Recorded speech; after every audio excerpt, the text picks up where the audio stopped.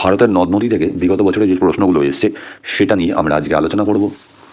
এখানে কোন নদীর তীরে কোন কোন শহর অবস্থিত সেগুলো একটু দেখে নেওয়া যাক।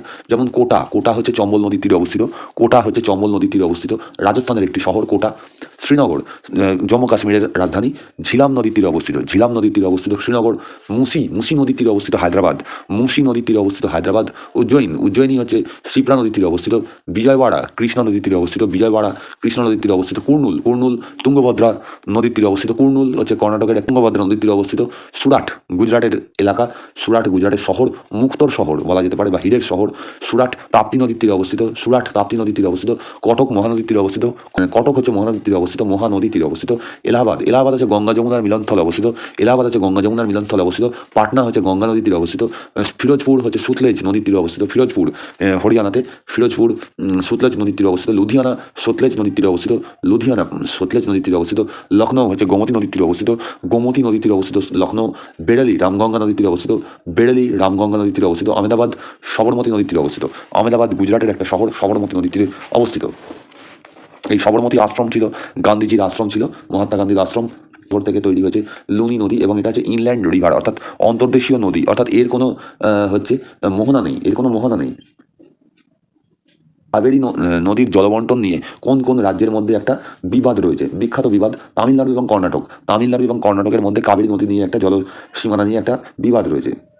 অমরকণ্টক যে মালভূমি রয়েছে, অমরকণ্টক প্ল্যাটু, যেখান থেকে নর্মদা রিভার বয়ে এসেছে, সেটা কোন পর্বত থেকে? মহাকাল পর্বত থেকে, মহাকাল পর্বত থেকে এসছে হচ্ছে নর্মদা রিভার। গঙ্গার দক্ষিণের যে শাখা নদীগুলো সেটা হচ্ছে সোন রিভার, সোন রিভার হচ্ছে দক্ষিণের যে শাখা নদী। কারণ গঙ্গা নদীর দক্ষিণে কিন্তু খুব বেশি বড় নদী নেই, এবং এই জন্য এটা পরীক্ষার ক্ষেত্রে খুব ইম্পর্টেন্ট।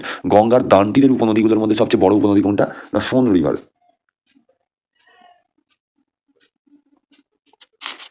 জব্বলপুরের কাছে নর্মদা নদীতে ধুমাধর জলপ্রপাত রয়েছে। নর্মদা নদীতে হচ্ছে নর্মদা নদীর একটা অন্য নাম হচ্ছে রেওয়া, রেওয়া হচ্ছে নর্মদা নদীর একটা অপর নাম। নর্মদা নদীতে জব্বলপুরের কাছে ধুমাধর জলপ্রপাত নামে একটা সুন্দর একটা জলপ্রপাত রয়েছে।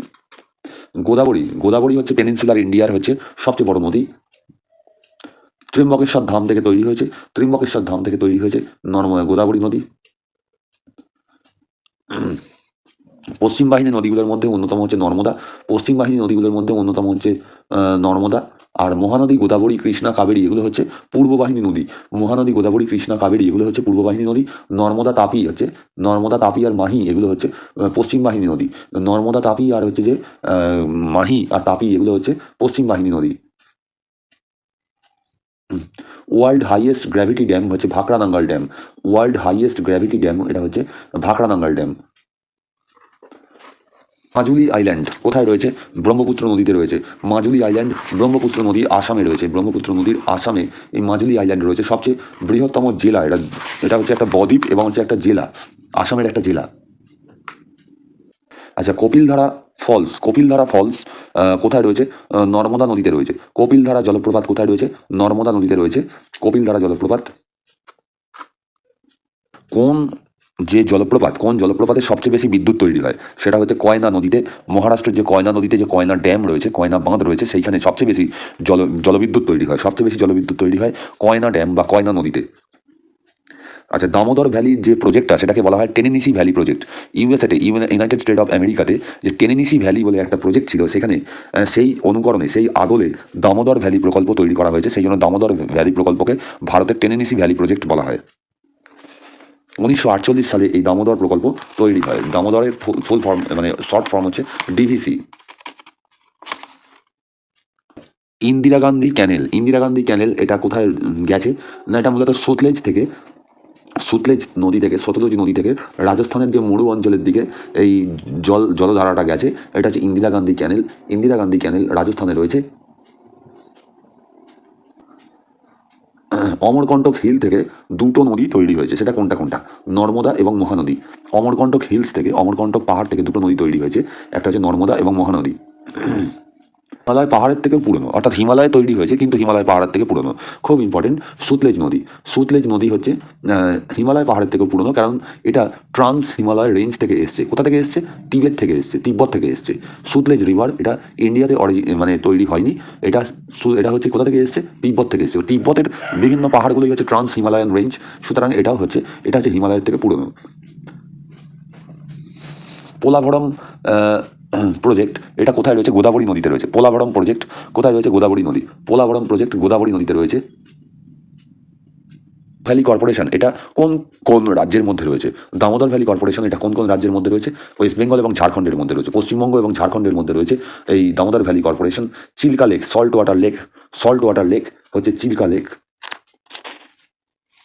রিভার তার যে নদী খাত সেটাকে পরিবর্তন করে ফেলে, সেটার জন্য কি হয়েছে? সেটার জন্য হচ্ছে ভারত বাংলাদেশে যে হুগলি এবং পদ্মা রিভারের যে গতিপথ সেটাকে প্রভাবিত করছে। গোদাবরী নদীকে বলা হয় বৃদ্ধগঙ্গা। গোদাবরী নদীকে বলা হয় বৃদ্ধগঙ্গা। গোদাবরী নদীকে বলা হয় বৃদ্ধগঙ্গা। লার্জেস্ট ল্যাগুন লেক ইন ইন্ডিয়া সেটা হচ্ছে চিল্কা ল্যাগুন। চিল্কা লেক হচ্ছে largest lagoon lake. Largest lagoon lake হচ্ছে চিল্কা হ্রদ। নর্মদা নদী কোন কোন রাজ্যের মধ্যে দিয়ে গেছে? মধ্যপ্রদেশ, মহারাষ্ট্র এবং গুজরাট। নর্মদা নদী কোন কোন রাজ্যের মধ্যে দিয়ে গেছে? মধ্যপ্রদেশ, মহারাষ্ট্র এবং গুজরাট। নর্মদার যমজ বোন কাকে বলা হয়? সেটা হচ্ছে তাপ্তি রিভার। তাপ্তি নদীকে নর্মদার যমজ বোন বলা হয়।